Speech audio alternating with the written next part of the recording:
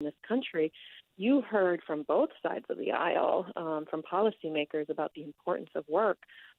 President Biden, when he was a senator, back in the early 90s, talked about the dignity of work and how we needed our safety net policies to support work and ensure people get back into the labor market. And those kind of conversations, at least coming from many Democrats in Congress, just don't exist anymore. And so, to your question, how do we get back to that? How do we change that?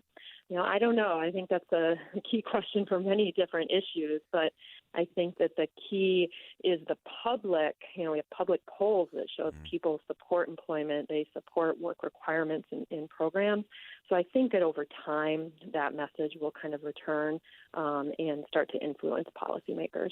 Yeah, so important. And I think, Angela, your work in providing the data that just shows this is what happens, this is what it looks like, because we have to get to those outcomes, especially when it comes to our citizens. I don't think there's any of us in the country that are comfortable with the idea of so many Americans being without hope and feeling worthless. I just don't think there's anything more detrimental to our society and to our future of our country than having that and getting to that dignity of work, again, based on compassion and the value of work. I think those things are compatible principles. They're not these opposite ends of the spectrum or these polar opposites. I think they're actually quite compatible. And if we have compassion, we want someone to not just be in a state that's tolerable. We want that to be temporary. And as you often talk about, Angela, getting on that upward cycle, that upward mobility component. Anything else we should be watching for in the short term here in terms of how that policy discussion might play out? I do think this issue of work requirements is not going to go away. And I do think, work requirements is not going to be the kind of golden ticket to solve all of the employment issues among low-income populations. But I think in some way it can maybe be a catalyst and get the states involved and just kind of return to this expectation that work is how people get out of poverty and how they move up the income ladder. I think we need to return to that and make that a priority within all of our policies, and I'm hopeful that will start to happen again. Fantastic. Angela Rashidi, Senior Fellow and Rose Scholar in Opportunity and Mobility Studies at the American Enterprise Institute. Angela, always appreciate your research, your perspective, and this is one of those crucial conversations. We've got to get to the right part of the conversation. Thanks for helping us get there today. Well, thanks for having me. All right. That's an important one. The dignity of work and recognizing that those that aren't often struggle with those feelings of hopelessness and worthlessness. That's not acceptable in this country. We got to change the conversation. We'll be back. More Inside Sources coming up next.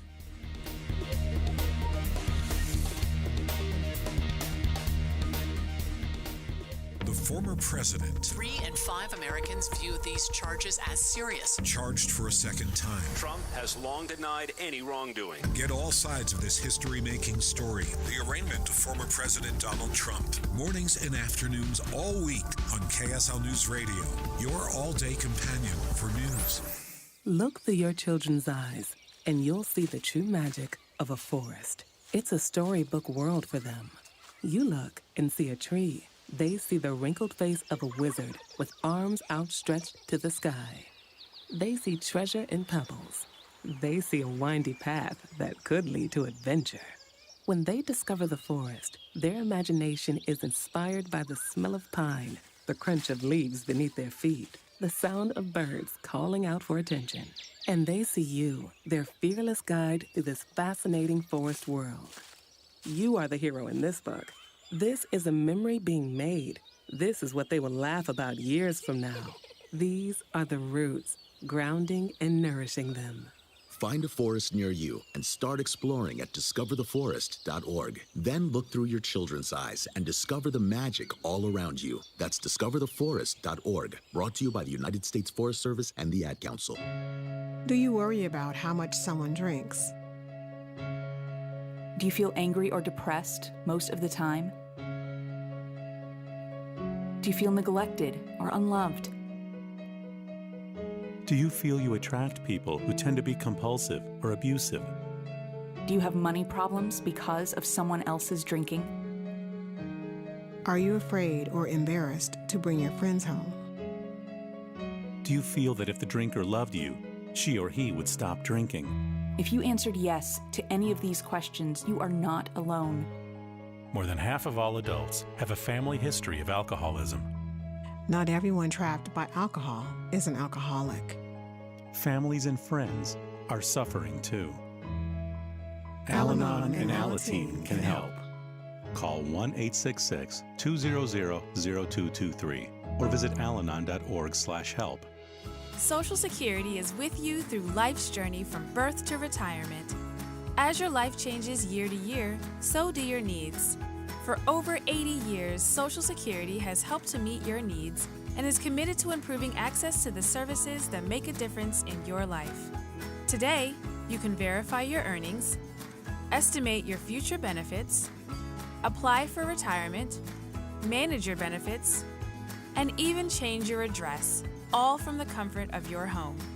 Social Security's online services help put you in control with secure access to your information anytime, anywhere, allowing you to spend more time with family, friends, or simply just enjoying the day. Social Security, securing today and tomorrow. See what you can do online at socialsecurity.gov. Produced at U.S. taxpayer expense. Tim and Amanda. If this is the first time you've ever joined us, can we just say welcome, welcome? I hope you come back and see us again. Tim and I have been doing this for a long time, and we love what we do. But the best part of what we do always and will always be connecting with you. How many times do we say people don't understand how much information and really love we get from that side of the radio? Yes. They thank us for giving it to them, but we get it back so many times. Wake up with Utah's Morning News with Tim and Amanda, 5 to 9 on KSL News Radio. With the three things you need to know this hour, I'm Dan Bomas. First, former President Trump entered not guilty pleas to the criminal charges he's facing. He appeared before a federal court in Miami.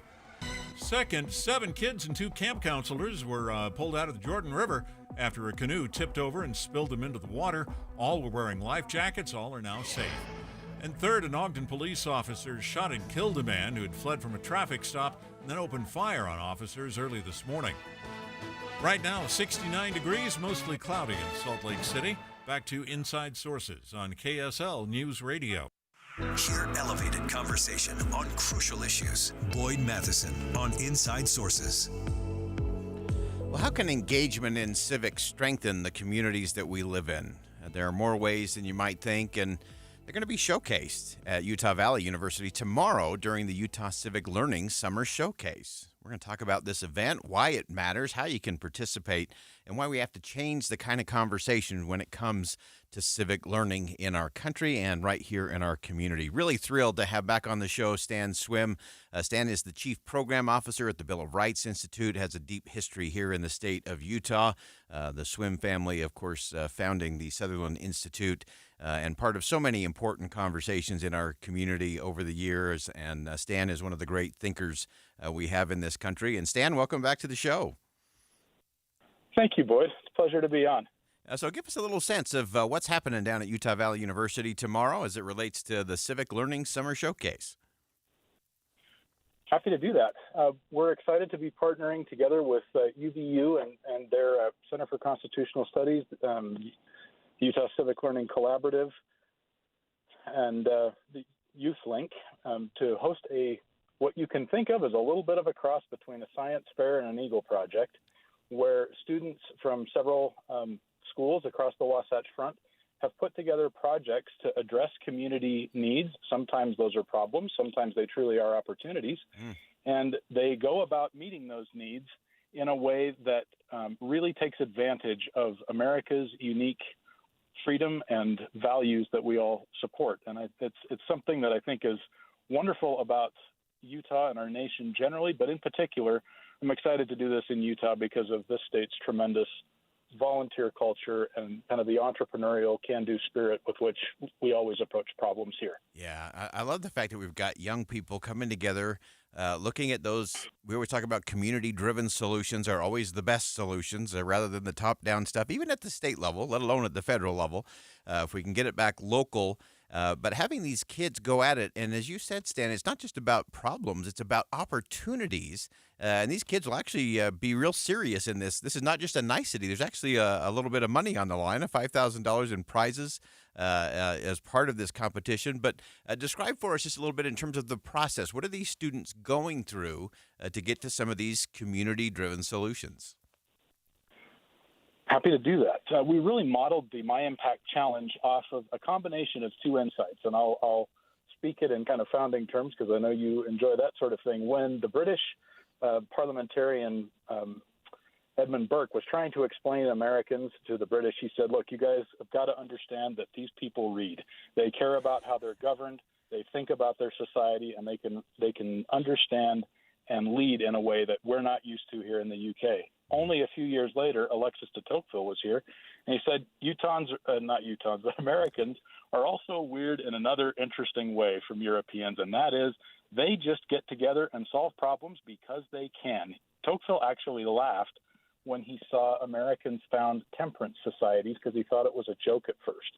And then he realized, no, there's actually something to it, and the amazing thing from his point of view was that the whole thing would happen just because people in the community wanted to do it. So we took all of that and said, how can we basically give students their own experience with this really unique American alchemy of ideas and the structure of freedom, systems of freedom, and then just practice at good old-fashioned community work. And so what they do, they pick projects that can be everything from we've had poetry submissions. I'll get to one that's particularly memorable for me in just a minute, to emergency preparedness training, to things that may affect their local schools. We've seen farmers markets develop through this. The kids go through, run these projects. They got to do it. They then share with us their planning and how they chose the different solutions they did, understanding what role should government play in the solution, if any, what role should charities play, if any, what role might business play. And so we let them experience and learn about all of those things. They share it with us, and we're delighted to recognize winners.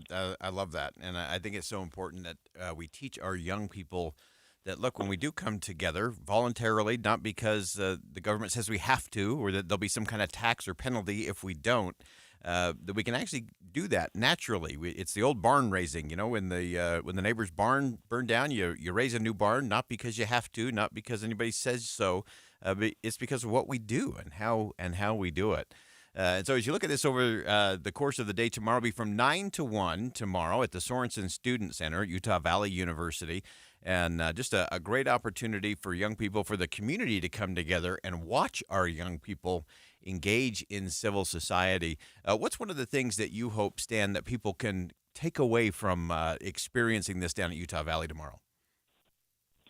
I hope they take away this, Boyd. I hope they take away that the American experiment works. It's really cool to watch what these students do and what they learn and what they can teach us as they do it. So the fact that they've got to get in, spend some time understanding how our country works at these different levels, and then turn that into things that really meet needs they see in the community. It's really powerful. If I can just give a quick example of this. In the first year that we did this, a group of kids from Bucks County, Pennsylvania, which is just outside Philadelphia, were in a school that just served foster kids. And these kids had lived in all sorts of different home environments, and you can imagine the sort of struggles that go with this. Yeah. Well, these kids said, you know what we want? We want there to be a foster bill of rights, that other kids like us can understand how Pennsylvania law works, so that they can make sure that they get the best opportunities they can for their situation. So those kids worked with attorneys and put that together so that it would work for the state of Pennsylvania and other kids like that. Really a cool example of them doing it and making the world better for those who follow them. Yeah, that is fantastic. I love that. And this is why, folks, we can be a little pessimistic from time to time when it comes to the politics in this country, but I tell you, I've never been more bullish about the future of the country, and it's organizations like this, it's opportunities like this, where you can actually see civil society coming together, where people can experience the power of civics and civic engagement in a completely different way. And so, again, tomorrow, Wednesday, June 14th, 9 a.m. to noon, down at the Sorensen Student Center at Utah Valley University. an opportunity to come together and watch some amazing Utah students participate in this experiment, and I think there'll be some fantastic conversations around that as well. Stan Swim is the Chief Program Officer at the Bill of Rights Institute, and Stan, thank you so much for joining us today. This is an important work and crucial to the future of the country. Thanks for being with us today. My pleasure, Boyd. Thank you. All right, again, that's Stan Swim, Chief Program Officer at the Bill of Rights Institute. And again, if you're interested in this tomorrow, this is worth experiencing. Head down to Utah Valley University at the Sorensen Student Center. They're on campus. It'll be from 9 until 1 p.m., and they're competing for real prizes in all of this. And it's just a great collaborative between Utah Valley University, the Bill of Rights Center, and YouthLink, the Utah Valley University's Center for Constitutional Studies, and just a great opportunity to watch it in action and to remind all of us that it works. And it works when we make it work. And it's not what has to happen on the national stage. It's what happens at the local stage. It's in our homes. It's in our neighborhoods and communities. And that's the real power of everything. And so on a day where there's a lot of national politics going on, and a lot of posturing and positioning, a lot of ranting and raving, and a lot of other things going on, we do need to figure out the issues there. And we need to remember that it's community and culture that lead. The politicians will follow, but we have to lead. All right, that wraps up hour number 1 of Inside Sources here on KSL News Radio. We'll step aside for some top-of-the-hour news. More Inside Sources coming up next.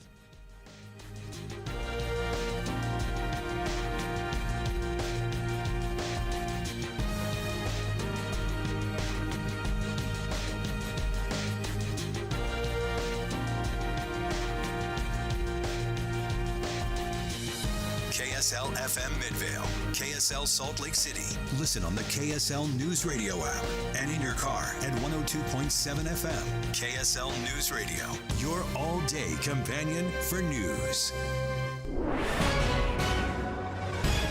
It's 2 o'clock at KSL News Radio. I'm Dan Bomas. KSL's top story this hour: 6 kids and 2 counselors, actually 7 kids now, from a youth group, fell out of their canoes into the Jordan River earlier today. They were all wearing life jackets, and all are now safe.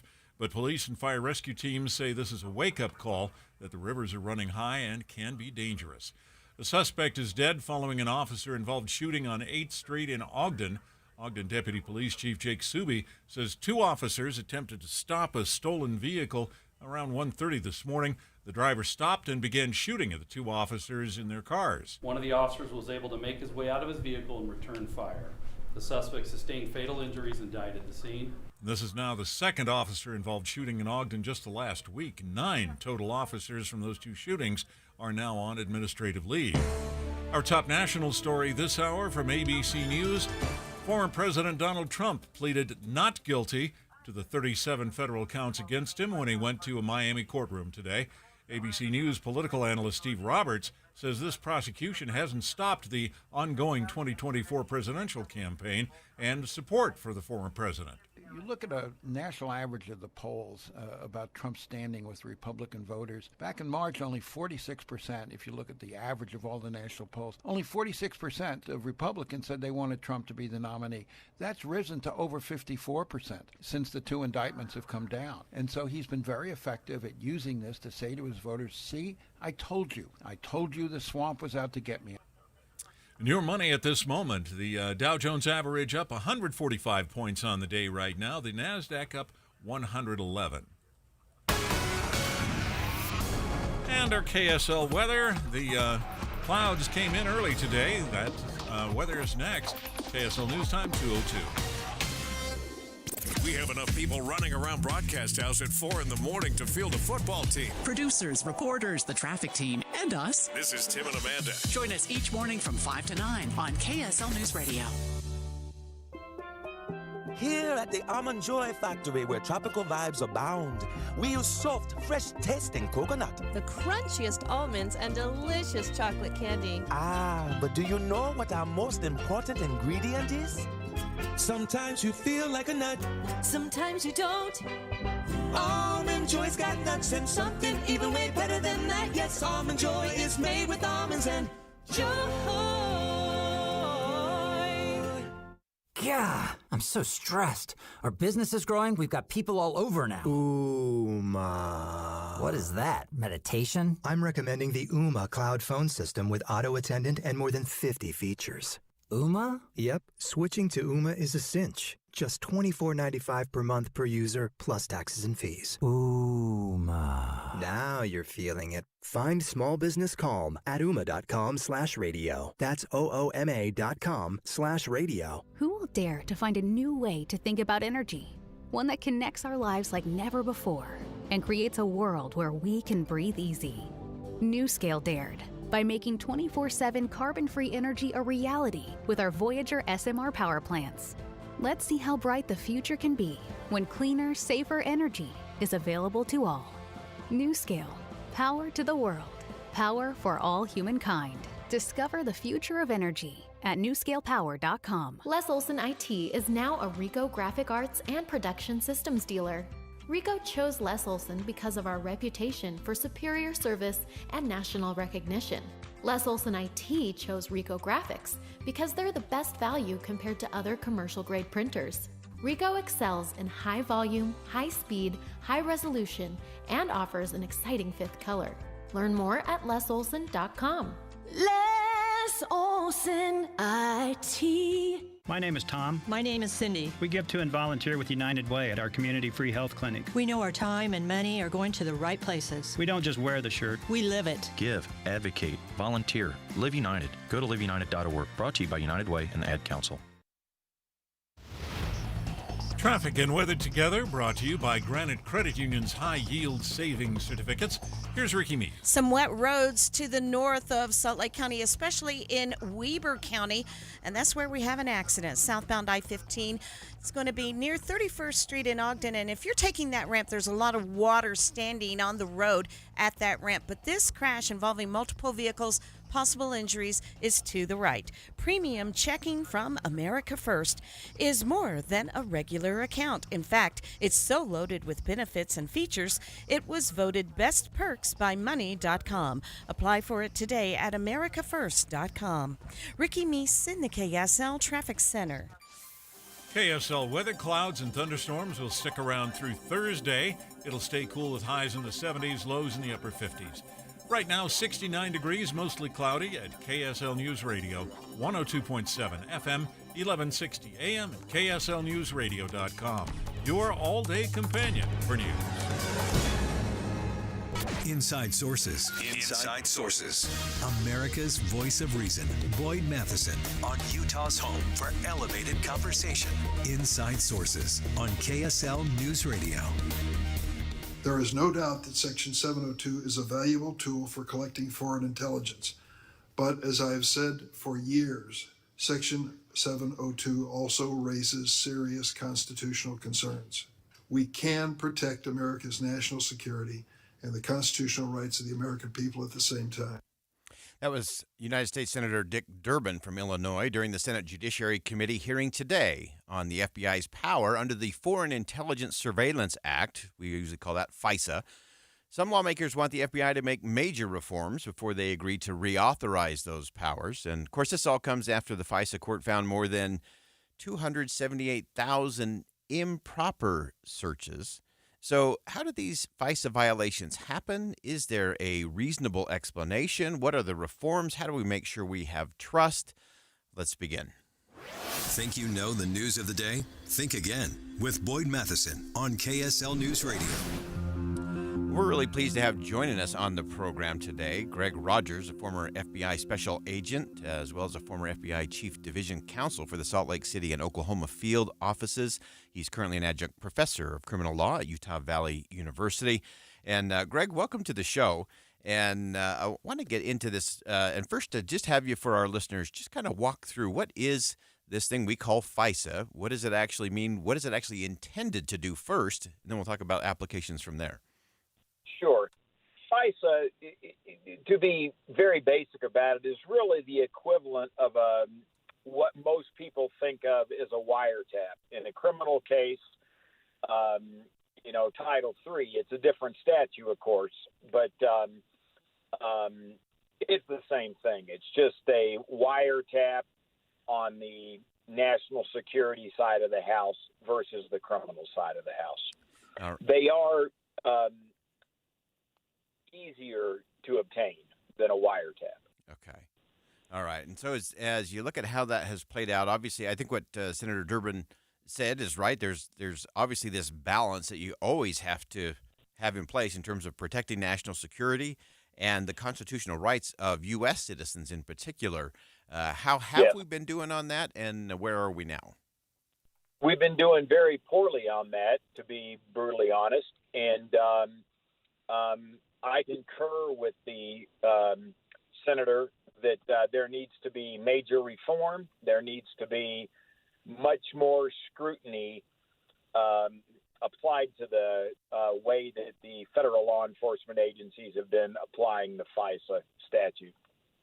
Yeah, and Greg, I know you worked proudly in that agency for 30 years, and were part of that institution of trust. We've been talking a lot about trust in the institutions, and I can sense kind of your disappointment in terms of where we are.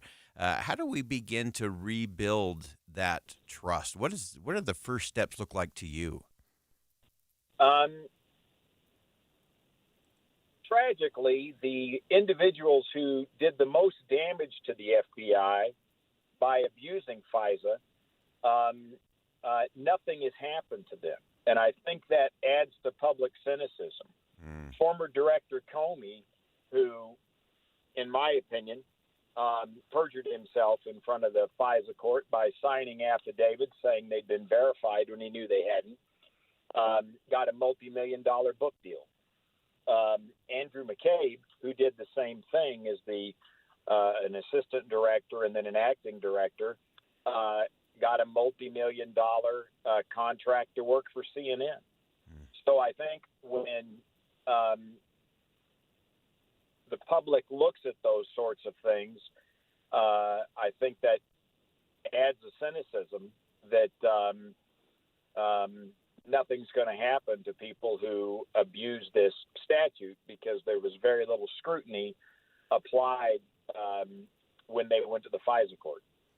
Yeah, and so when an FBI agent or someone goes to the FISA court, kind of walk us through that. What does that, from your experience, what does that look like? What does that feel like? What are the kinds of what's the case they have to make in order to get that ability to do that?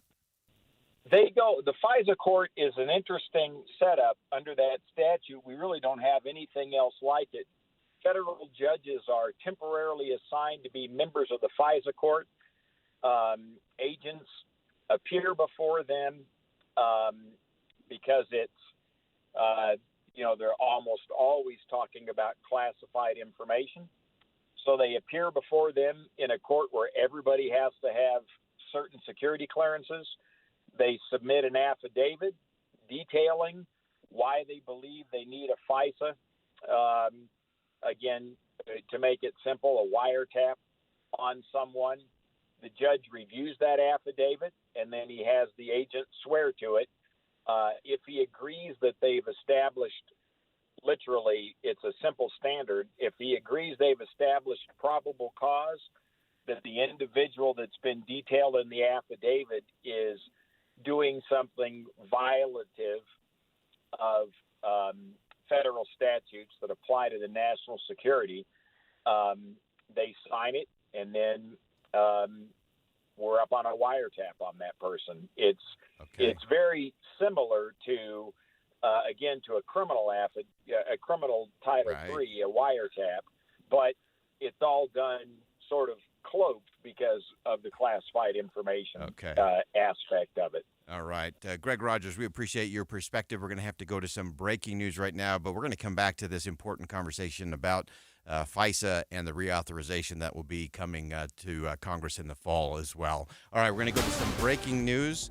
Former President Donald Trump has left the courthouse. He's actually stopped at a Miami cafe. We'll pick up some sound from that right now. Trump there at Cafe Versailles. It's a common political meeting place there in Miami. The Former president making an unexpected stop after leaving a Miami federal courthouse today. A quick reset for you. Good afternoon to you. I am Nicole Burley. We want to get you up to speed on everything that has happened so far on this very busy news day. Just about an hour ago in that Miami courtroom, former President Donald Trump arraigned on 37 federal charges stemming from alleged mishandling of classified documents.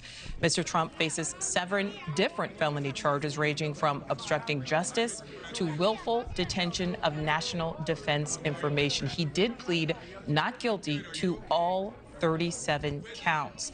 Now, just moments ago, Mr. Trump left the courthouse and made that unexpected stop at Cafe Versailles. You can see he is speaking with supporters there, obviously receiving a lot of love, a lot of affection from those people who do support the former president. Now, he is expected to leave. Once he leaves Miami, he is expected to leave for New Jersey, Bedminster, New Jersey. That's where he will address the public on what he calls this witch hunt against him. We will bring that to you live right here on News Nation.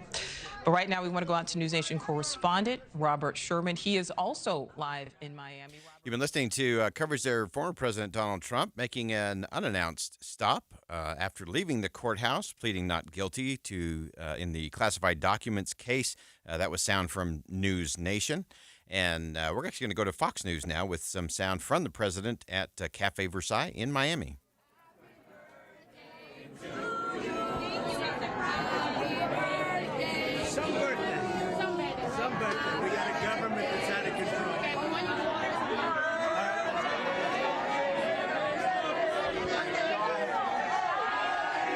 A little bit of noise salad there going on in the cafe. A lot of people shouting, a few people singing happy birthday to somebody. The president talking about the mess of the country, making some comments there. And again, we're going to continue to follow all of that here on KSL News Radio as we go throughout the afternoon. If you're just joining us, of course, the former president was in the Miami courthouse, federal courthouse there. He pleaded not guilty to those 37 counts against him in the indictment. He has then left the courthouse, has made an unexpected stop at Cafe Versailles in Miami. And we'll continue to watch. And as there are comments or things that we can bring to you, we will do that as we go through the afternoon. We know that the former president will leave Miami shortly. We'll hop on a plane and head back to New Jersey. Actually, we've got some more sound from the former president. Let's dip in at Cafe Versailles in Miami. We're a nation in decline, and then they do this stuff. And you see where the people are. We love the people, and you see where they are. You see the crowds and everything else. We have a country that is in decline like never before, and we can't let it happen. I'm going to make a little speech tonight in Bedminster, and I hope you're going to be there. Can you start tomorrow? You're going to be there. You can come too if you want, okay? Thank you, everybody. Thank you. Thank you. Thank you, everybody. That's former President Donald Trump stopping at Cafe Versailles in Miami after leaving the courthouse. He made a couple of comments there, a little hard to hear, but he mentioned the state of the country in decline, that we needed to change that. The president also mentioned that he would be heading out back to New Jersey, and he will be making a speech later on today, which will be tonight Eastern time. And, of course, we'll follow that here on KSL News Radio as well. All right, we'll go ahead and we'll step aside for a quick commercial break. When we come back, more Inside Sources here on KSL News Radio. Stay with us.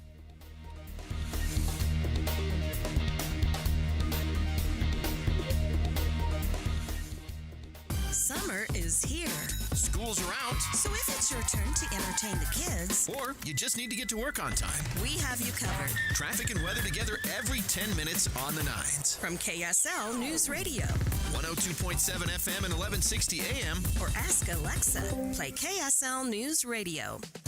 It's back, and you will be too. Back for 2023 in their new location, June 15th through the 17th at the Cache County Fairgrounds. It's the Summerfest Arts Fair, featuring local and regional artists and musicians. You are going to love this, like you loved it before. Art, painting, ceramics, music, food. Summerfest Arts Fair is loaded with all the things you and the family love most. Then get set for an amazing lineup of musicians featuring headliners, the Painted Roses, Latin Roots Salsa, and the Solistics. Enjoy other regional musicians like like Highline Drifters and the Fry Pan Band. This is where local, regional, and national artists come together to celebrate the arts. So discover 140 artist booths, 38 performing groups, and 30 food vendors, along with a plein air art competition. Get full details at logansummerfest.org. logansummerfest.org. Summerfest Arts Fair, June 15th through the 17th at the Cache County Fairgrounds. That's the Summerfest Arts Fair, June 15th through the 17th at the Cache County Fairgrounds. With the economy the way it is, you're probably staying put. So invest in your home, your number one asset, with beautiful custom replacement windows from Advanced Window Products. They're a local Utah company building beautiful vinyl framed and insulated double pane windows for 37 years right here in Salt Lake City. Advanced Window Products will save you money on your energy bill. Get security features to keep your family safe. And at Advanced Window Products, it's all custom. And the best part? They're local. They build the windows, they install the windows, and they guarantee them for life. So there's no middleman markup. You save on the highest quality windows in Utah. Plus, Rocky Mountain and Dominion offer rebates. For a limited time, they offer 60-month 0% financing. And right now, get $2,000 off 10 windows or more. They're working 8 weeks out. So make the call now. Advanced Window Products, 801-850-9100. That's 801-850-9100 or visit advancedwindowsusa.com. Our state's children face a serious threat from the vaping industry, but thanks to state leaders and the Utah Health Department, Utah established the strictest nicotine standards for vaping in the United States to protect our kids. However, the vaping industry sued, claiming their sales and profits are down. Now they're pushing the Health Department to hand control of vaping regulations to the federal government. We can't allow that to happen. The proposed change would automatically increase nicotine levels in vape pens and reintroduce fruity flavors that entice our kids back into Utah convenience stores. Visit StopKidsVaping.com today and make your voice heard. Utah should maintain state control, preserve our 3% nicotine limitations, and prevent vaping flavors from returning to Utah convenience stores. Together, we can secure a better future for our children. Join us at StopKidsVaping.com and tell the Health Department, protect our kids. Paid for by Prosperous Utah Communities. Hello? Hi, I'm Mr. Sparky. What gave it away? The fancy tool belt? How about the big red truck? Actually, Yes. you're on time. That's our motto. We're on time. You'll see, or the repair is free. You rhymed. That's cute. Are you always available? 24/7. 24/7. Oh, I don't sleep much. So what seems to be the problem? Well, my toddler plugged the dog into the light socket. Yeah, I see your house is blinking like a pinball machine. Can you fix it? The house or the dog? The house. Well, I'm Mr. Sparky. If it's electrical, I You can can fix it. You betcha. From a small electrical problem to new lights to smart home services, generators to whole house surge protection, and everything electrical in between. Call America's on-time electrician. Mr. Sparky is fully licensed to install or repair any electrical work. Just call 888-8-SPARKY. Hold on, this is where we bring in the singers. You don't have to put up with any malarkey. Call 888-8-SPARKY. Getting help with plumbing repairs is easier than you think. All you have to do is call Any Hour Services or schedule an appointment at anyhourservices.com. No one helps more homeowners than Any Hour Services. Get deeper insights on the news from inside sources. Utah Senior Senator Mike Lee has introduced a bill to the Senate titled the Article 1 Act. The legislation aims to reclaim Congress's powers that were given to the executive branch by the National Emergencies Act of 1976. So what powers did Congress lose, and is this bill a good step towards getting them back? Always grateful to have on the show Jonathan Bidlack, Director of the Governance Program at the R Street Institute. He also oversees the Fiscal and Budget Policy Project and the Legislative Branch Capacity Working Group. And Jonathan, welcome back. Yeah, thanks for having me, Boyd. Appreciate it. So let's start with this National Emergencies Act of 1976. That's well in the rearview mirror. But why was that enacted in 1976, and what powers did it give to the executive branch? Yeah, so I mean, the biggest thing, this is, of course, we should maybe give a little bit of the context. Obviously, this is a relevant topic right now, given the COVID emergencies of the last 3 years. Right. And so this is, I think, why people are talking a lot more about this issue. The National Emergencies Act basically set procedures for how emergencies are declared, and it gave a lot more power to the president in this process. And so, the Article 1 Act is important because it basically forces national emergencies to terminate after 30 days, and then allow the president, if it's so necessary, to continue an emergency situation to make that case. Right now, essentially what has to happen is Congress, if they want to end an emergency early, has to take affirmative action. And as we know from the case of COVID, a lot of times these things become fraught with partisanship and tied up in a whole host of other issues. And it can be very difficult to get Congress these days to do much of anything. And so essentially what happens is that, you're granting the president a much greater power without there really being a whole lot of congressional oversight. Yeah, and I think that's an important part of that. And we know this has been done in all kinds of things, whether it was a national disaster or an emergency of some sort. 9/11, of course, was one of those moments. And often those things do they've been staying on the books for decades. And presidents of both parties have used that as a way to do other things and be able to go around Congress rather than through them. That's right. And in recent years, we've really seen a proliferation of national emergencies because it's a way for the president maybe to do things that otherwise might not be the case. And, this started to some degree back in the Clinton administration, frankly, where, former President Clinton basically realized that, it made him look good if the president was responding to sort of times of hardship in the country. And but particularly in recent years, we've seen just an explosion in the number of emergencies. And so I think, I want to say, and may get my numbers slightly wrong here, but since in the last, maybe 15, 16 years, I think there's been something like 130 different public health emergencies. And of those, just in the last, 5 or 7 years, the vast majority, I think 80 something of them have been just in that time period. So, we've seen these kinds of things where we have the emergencies and then we see renewals of those emergencies, which in many cases is the bigger problem. I like to make this analogy to a car accident where, if you think about it, when an accident happens on the highway or on the road, we recognize that that's an unexpected and a sudden situation, and we need to have immediate action. So, we let ambulances run red lights, or we let them go and speed on the way to the hospital. But we don't give those same powers to, the accident victim, weeks later when they're driving to physical therapy, because we recognize that that's not really a true emergency situation, important as it may be. And I think that when we talk about national emergencies, in the United States, we should be thinking about them in the same way. We shouldn't be pretending that, the situation, for example, with COVID was the same 3 years later as it was when the pandemic first hit our shores. I think that's such a perfect analogy, and looking at that, and it does it. It's almost that, whenever in doubt, declare a good emergency or re-declare an emergency and continue those powers. And so this effort to claw some of that back and do that with this Article 1 Act, it's a bipartisan bill.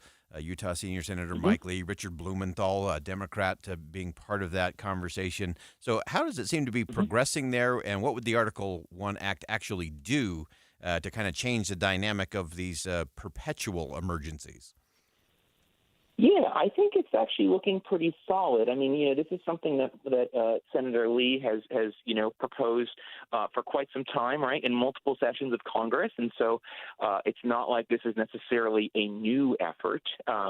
You have had perhaps, I think, a little bit more bipartisan support at the current time, which is really encouraging.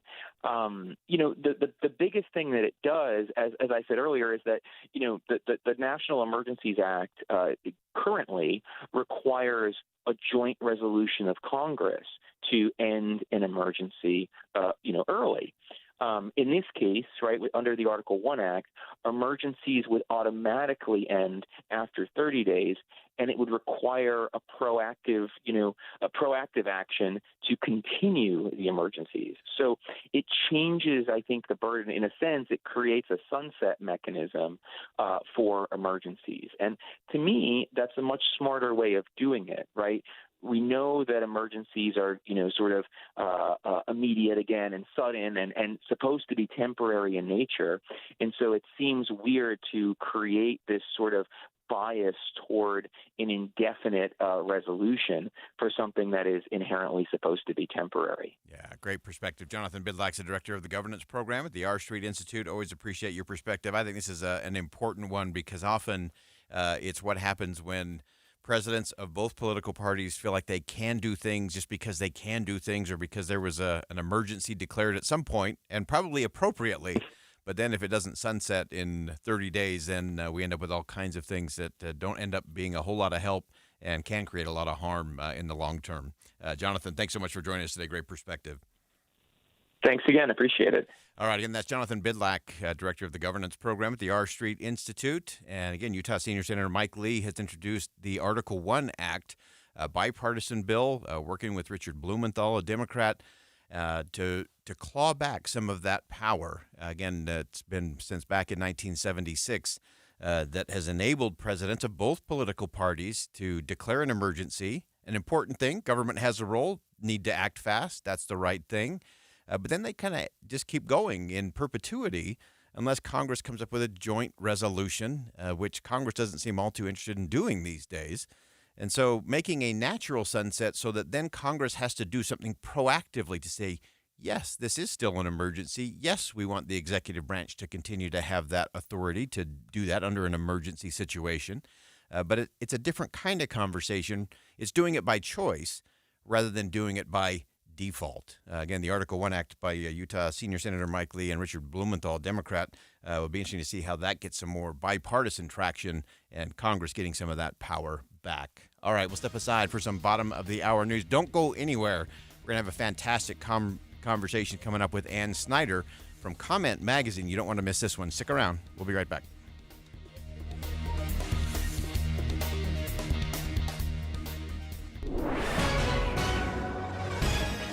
It's 2:30 at KSL News Radio. I'm Dan Bomas. KSL's top local story this hour. An independent candidate has thrown her hat into the ring for the congressional seat being vacated by Congressman Chris Stewart. United Utah Party candidate January Walker says Utah is the perfect place for a third-party member of Congress.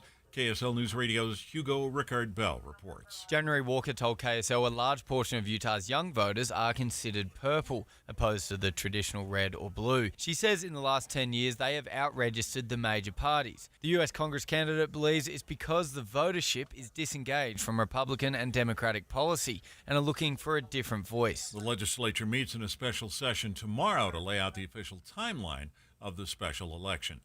7 kids and 2 counselors from a youth group fell out of their canoes and into the Jordan River earlier today.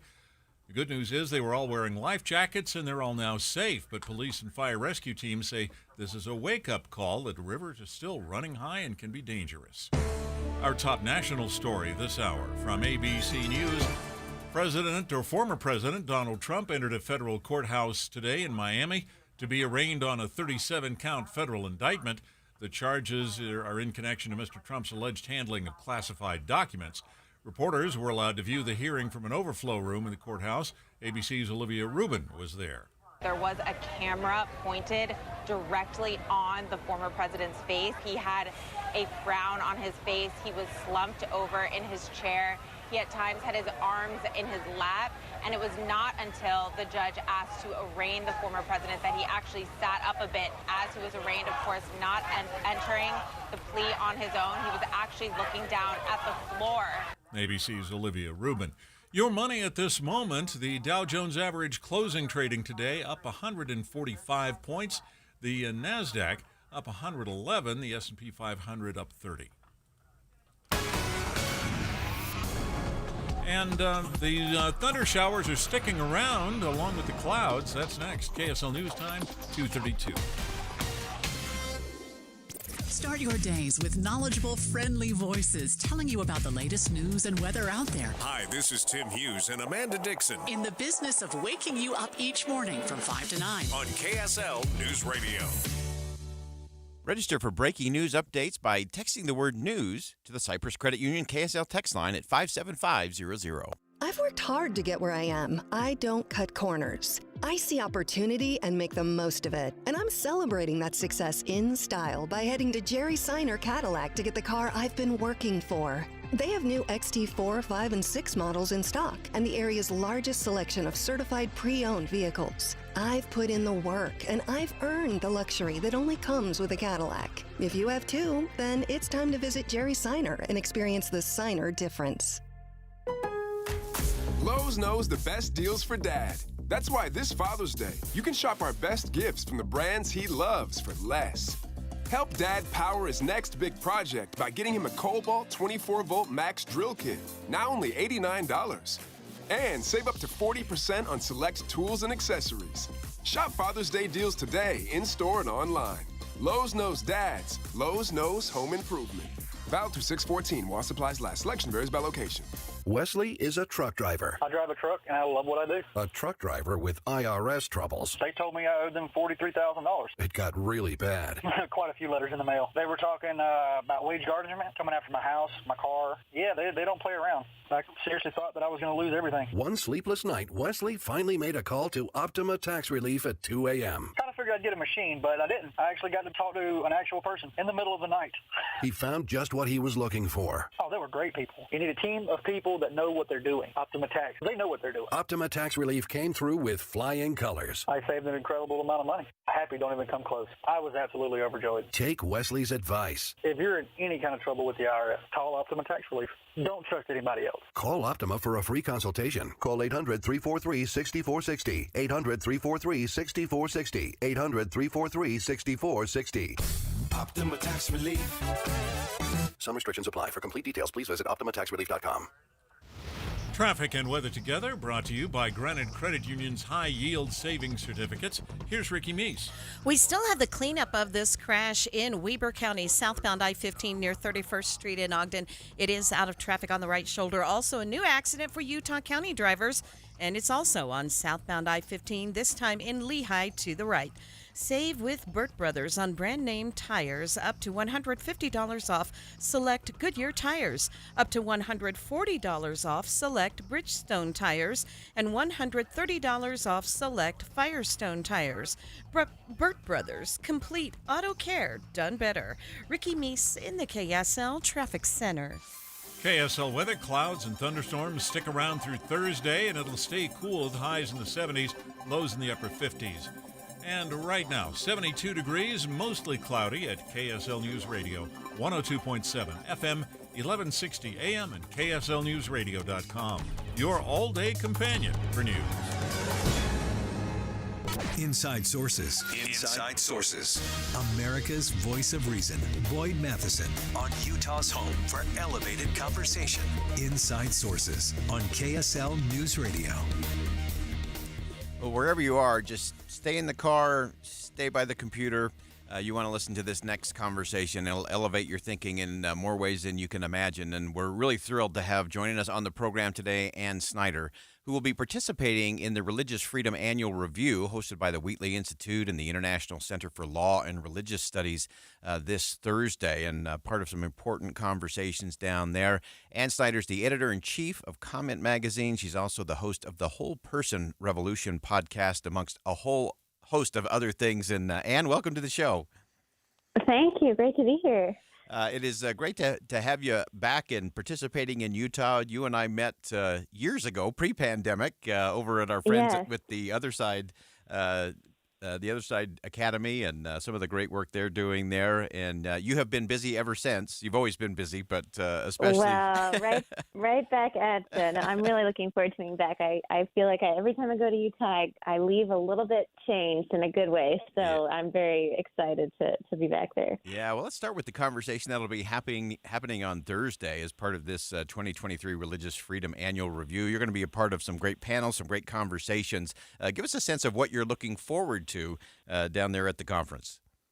Yeah, well, I think I'm still. We're all trying to figure out our own contradictions, and in this case, I've been asked to think about what it requires or what it would require or look like to strengthen and renew religious institutions. And this is a question, on the one hand, I am so grateful to try to explore out loud with others. At the same time, there's just something I think you can't quite put your arms around all that a religious institution can do. And we're obviously in an age and generation that a lot of folks feel very burned by religious institutions, don't feel like the institutions actually are a channel or a vehicle for spiritual communion with God and others. So I think trying to figure out why this question matters, but in other ways why it doesn't matter. So I'm excited to kind of tease out in what ways should we think about the church broadly being useful, and in what ways should we not think about it being useful. And it's kind of wrestling with my own internal disagreement on this. So grateful for the chance to talk out loud. Yeah, no, we love that, because that's the kind of curiosity we all have to foster and keep as we have this. I had Jonathan Rausch on the program last week, and having a similar wrestler of talking about the institutions of religion and democracy and where those things need to come together and where we got to keep them way, way apart.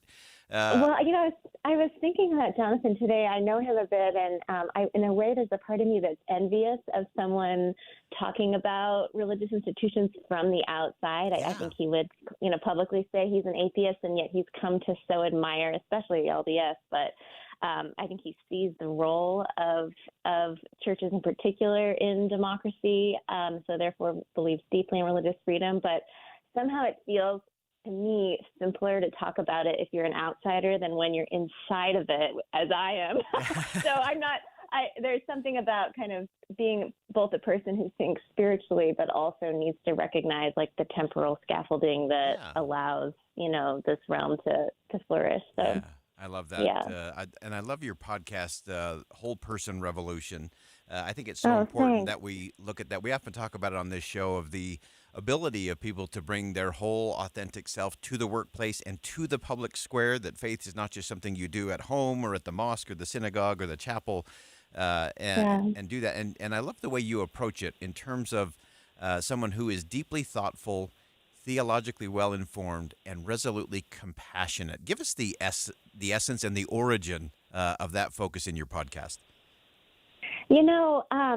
I came into this, frankly, much more intellectual career than I ever anticipated. I thought I would be building water systems and digging ditches like in Central America when I started out into adulthood, and somehow I got I got whisked into the think tank world. And long story short, as valuable as I appreciate the philosophical, and I learned best from the ground. And so I wound up in journalism. And so even though I now steward kind of a choir of voices and a publication that is trying to go after our central mission is to translate 2,000 years of Christian social thought to the here and now, and both looking at major challenges in late modernity, specifically in the North American context, but also ways in which maybe the tradition can be a source of surprise ingenuity in our institutions, in our democracy, and so on, in our common life.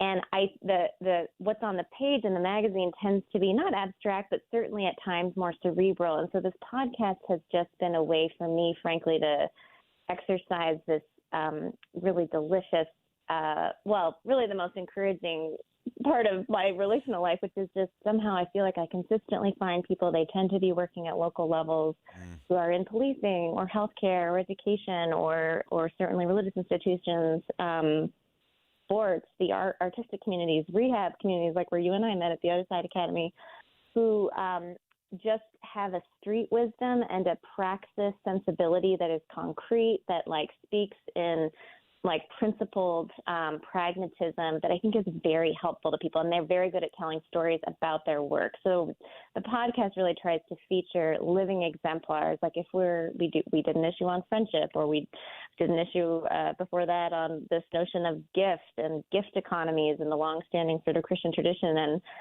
sometimes that can feel, I think, very pie in the sky and almost too like slow and unrealizable. But the podcast is a chance to just hear real people in a casual dialogue who are trying to apply sometimes these like ancient truths in a pluralist contemporary moment. And just the tone of voice, I think the ways in which they feel like oftentimes like God is helping them part the Red Sea in a very fractious time is just, I think it's encouraging to me, and I hope it like lends some color and is sticky. It gives people like sticky memories and models of what it actually could be to be a person of faith in this time and try to serve the common.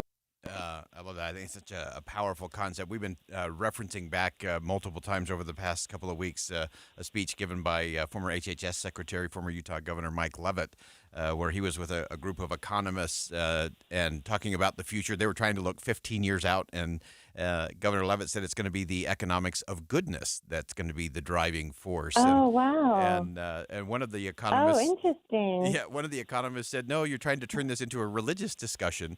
And before Governor Leavitt could respond, another economist jumped up and said, no, I'm an atheist, and this is true. This is about the absolute predictability of human behavior and what happens, and how someone that is kind is going to have more friends than someone that is cruel, and a society that looks out for each other is going to have less crime and more upward mobility than one that doesn't.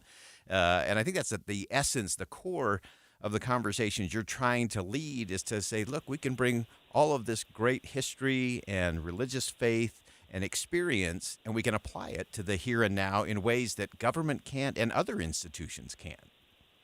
Yeah, and I think, and the only thing that's exactly right. And then the only thing I'd add is, it's not to say, I mean, the beauty about individual lives is all of us are complicated. We all typically have stories of suffering, our own mistakes, broken in them. So there's not like a predictability necessarily, or prescription. Like if you are humble all the way, or you're always honest, like life will be great. There's not, but it's more to say there are these like environmental conditions we can nurture that allow for, 200% accountability, actually, to borrow the Other Side Academy framework, and that allow for, a real emptying of self and a surrender to serve God and others. And there's just like nudges we need in the broader environment that then have a funny dance with our own interior freedom. So it's trying to say there are principles, but there's not necessarily like a whole formula. You are still free agents, and maybe some of these living saints could inspire you. Absolutely. If you're just joining us, we have Ann Snyder on the line with us, editor-in-chief, Comment Magazine. She's going to be part of the event. Happens every year, looking at the state of religious freedom. It's part of the International Center for Law and Religious Studies, also with the Wheatley Institute, our friends down there. And Ann, I want to get to one other component. This goes back to spring of 2020, and you and your colleagues at Comment Magazine really went to town in terms of looking at the resources of a Christian humanist tradition to respond, and I love the way you framed this, collaboratively and imaginatively to the crises that the country was going through. Give us some perspective on that. Yeah, I mean, that was a huge surprise in my own life. Basically, the COVID-19 hit American shores, and I was just like everybody was doing my darndest to read up on pandemics and understand, realize, I never thought this would happen in my lifetime. Somehow modern medicine can't take care of this. And so I was like, wait a second, we're living into like a historical pattern here. I started realizing that typically when a pandemic hits a society, it further fractures it in all these different directions. And when I read that, I was like, uh-oh, we're already like fairly fractured as a society. This isn't good. And so I was trying to set up both sort of two things. One, there was this, and this perhaps is like just deeply embedded in kind of a Christocentric cruciform logic. There was this impulse in me, frankly, that was like, I don't want to over-spiritualize anything, but a big shakeup like this, a big crisis like this, where it feels chaotic, where there was mass death at a certain level, like actual literally, and then everything else that happened that year. This is a revealing time, but it's also potentially a time where like God can move and hearts can be softened and something can be remade and reborn. So there was sort of that impulse of kind of what comes out of a big shakeup, sort of earthquake, and wanting to be intentional about shining a light on what was being revealed in our society, and did the Christian imagination have anything to say? And I was feeling like restless for the church broadly to step up to the plate and not be expendable. I wanted to see the church like moving to the places of suffering, say, faster than the New York Times got there. I think the jury's out on whether that's true or not. I think at local levels it often was true. And then this was breaking ground. So I started this sort of whole other publication that was a year-long multimedia sort of deep thought, looking 8 miles deep beneath the hot news cycle, and wound up collaborating with like 30 other institutions from different sectors and actually different theological traditions, but all of whom would kind of rally around this broad sort of Christian humanist tradition and understanding. So it was fun, and the network itself of institution endures and is growing, and we'll see, if there's something we tackle next. Should we create working groups on AI? Should we think about end of life? I mean, there's different issues we could do, but I do feel like something quite beautiful that is trying, to quote you earlier, is like trying to discern the future. Because I just don't think anyone quite knows what's next, insofar as we're in some time between times, 75 years after World War II and 60-some years after the 60s. Like, I do think there's something liminal right now that is real in the globe, and it feels important to kind of establish webs of people that are collectively trying to discern how to be in tumult and uncertainty. Yeah, so powerful and so important. And it is that think again moment beyond all the headlines, and whether it's the New York Times headlines or anything else, it's that 8 mile deep. But that takes the hard work and the heavy lifting that doesn't come in a soundbite. It's the nuance of the relationships and the impact. And we appreciate you being willing to lead us on that journey to shine a light into that space, because I think it sparks all of our imagination. It keeps us curious about each other, about the world, and where we can go. And we really appreciate you carving out some time for us today. Again, Ann Snyder's the editor-in-chief of Comment Magazine. She's the host of the Whole Person Revolution podcast, and involved in so many important conversations, including one coming up here on Thursday, the Religious Freedom Annual Review, hosted by the Wheatley Institute and the International Center for Law and Religious Studies there at BYU Law School. Ann, thank you so much for joining us today. We look forward to continuing this conversation. There's much more ahead than behind, and thanks for starting it for us today. Thanks so much, Boyd. All right. Again, that's Ann Snyder. Important conversations going on down at the Wheatley Institute, at the BYU Center, International Center for Law and Religious Studies, coming up on Thursday. We'll come back to that conversation with Ann, round out the show after a quick break. More Inside Sources coming up. Stick around. The Management Minute is a service of the MBA program in the John M. Huntsman School of Business at Utah State University. I'm Professor Scott Hammond. This is the age of data. We have more data about our health, personal finance, our golf game, our businesses than ever before. The late Peter Drucker saw this time and cautioned, we need more information. Drucker said information is data imbued with meaning. When data is converted to information by meaning, we know what trends we are seeing, why something is important, and how we might change a trend. Don't just gather data for your business. Make information. Information will be your guide. Learn more about how to make meaning out of data in an MBA program from Utah State University. Go to utahstatemba.com. That's utahstatemba.com. I'm Scott Hammond. Hope to see you in one of our classes. This is Jeff Kaplan, and I am a blue razzmatazz guy. Now, I know maybe you're all about Simply Mango or maybe Tiger's Blood. No judgment, but when it comes to the highly personal decision of your favorite Frazzle flavor, blue razzmatazz is my jam.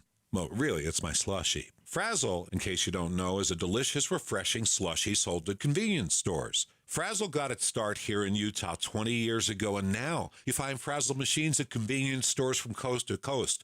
If you've never tried Frazzle, or even if you're already a fan like me, get one free on Free Frazzle Friday. Every Friday through June at participating locations. They're celebrating Free Frazzle Friday at Holiday Oil, Maverick, Top Stop, and many other convenience stores. Limit one per person, but load up the car. Bring the kids. Everybody gets a 12-ounce Frazzle free. For locations and more, get the Frazzle app or go to freefrazzlefriday.com. Maybe you love Georgia Peach or Tangerango. You're going to love the Frazzle flavors.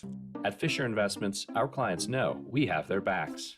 How do your clients know that? Because Fisher Investments is a fiduciary, the highest standard for a financial advisor. It means we're there for our clients and always put their interests first. So wait, you do it because you have to? No, we do it because it's the right thing to do. Our clients trust us with their retirement savings, and we know how important that responsibility is. So we take the time to really get to know them. Get to know them how? We make sure we understand their unique goals, finances, health, family, and lifestyle so we can tailor their portfolio to their specific needs. Our goal is to help them achieve a comfortable retirement. Sounds like a big responsibility.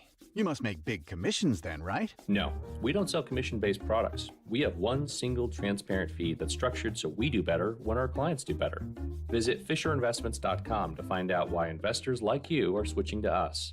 Fisher Investments. Clearly different money management. Investing in securities involves the risk of loss.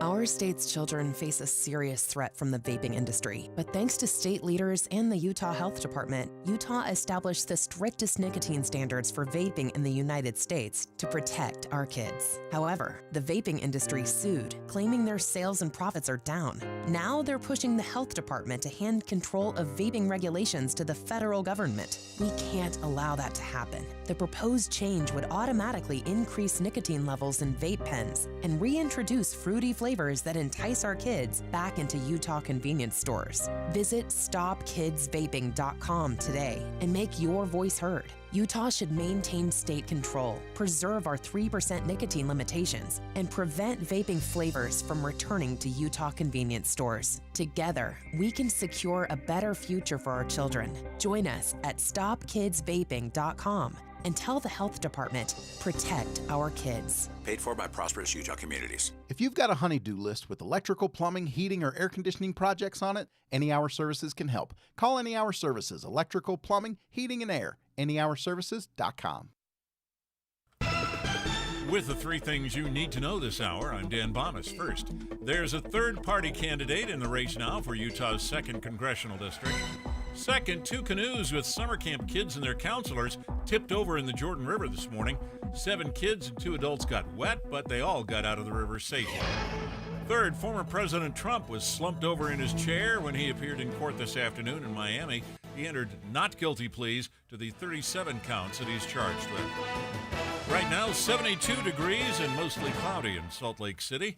And back to Inside Sources on KSL News Radio. At Social Security, we are always thinking of ways to save you time and make things easier. That's why we created My Social Security. Opening a My Social Security account gives you secure access to your personal record and interactive tools tailored for you. You can see if you are eligible to receive benefits, view spousal benefit estimates, and compare retirement benefit estimates at different ages or dates when you want to start receiving benefits. Already receiving benefits? Use your account to change your address, set up or change direct deposit, get a proof of income letter, and more. In most states, you can also request a replacement Social Security card. Save time. Go online. Open a My Social Security account at ssa.gov/myaccount. Social Security, securing today and tomorrow. Produced at U.S. taxpayer expense. Hear elevated conversation on crucial issues. Boyd Matheson on Inside Sources. Welcome back to Inside Sources. If you're just tuning in, of course, the coverage today has been about the former president pleading not guilty to all 37 charges in a courthouse in Miami, Florida. He is now on the tarmac on his airplane heading back to New Jersey. Well, he will deliver a speech later tonight. Of course, you can hear all of that coverage here on KSL News Radio as we go through the afternoon and early evening. And as we round it out, I just want us to get back to the essence of what the conversation needs to be. All of this will play out. We talked a lot today about the trust in the institutions and the process, that we can't keep having yeah, but conversations of yeah, but what about President Biden, and yeah, but what about Hillary Clinton? Yeah, but what about Mike Pence? It's not the yeah, but conversation. That never leads you to truth. It never leads you to the right process. And so we want to kind of wrap up the show today as we look at what does come next. And so I actually want to go to some of those that are competing against the former president in the race to be the GOP nominee in 2024. And I'm going to go to Asa Hutchinson, under-the-radar candidate, straight shooter. He was talking with Neil Cavuto on Fox News Business, saying that other candidates aren't really stepping up when it comes to calling out what has happened with the former president. Can I cut to the chase, Governor? Are you saying your other opponents in the field are gutless? Well, I'm going to say they've made a political calculation that they don't want to offend Donald Trump. They don't want to offend anybody in the base. And I'm just saying these issues are too important not to state your honest views on this and to take a bow or to step away from the honest evaluation of where we are as a country and the seriousness of these charges. So that was Asa Hutchinson saying, look, some people are making political calculations. That's happening on both the left and the right, by the way. Presidential hopeful Nikki Haley also came out pretty strong against the former president yesterday, but she said something that was really important. She said, look, two things can be true. The Department of Justice and the FBI can have lost credibility with the Americans for some of the ways they've handled situations like this and that they need an overhaul. And it can also be true that if the indictment is true and proved out, that the former president was reckless with national security. Those are compatible principles. And too often we try to make them these extremes where it's an either or. That's the false choice that we often get sucked into. Now, I want to play real quickly. Nikki Haley went on to say that she's not focused on how the indictments or the court proceedings play out. She's focused on the future of the country. My concern is not so much about how this, plays out and what we do with it. My concern is about the direction of the country. And that's the important thing that we all should be thinking about. It's the direction of the country. It's the conversation we have with each other. We spoke in the last segment with Ann Snyder talking about these important institutions in our society. We talked to Stan Swim about a great event happening down at Utah Valley University, a real great community solutions challenge taking place down there where young people will get to prove out what happens when communities come together, civic engagement happens. And that should be the concern of the direction of the country, and not just the politicization of all of this. We got to have a different conversation in a different space, and we'll help you get there on Inside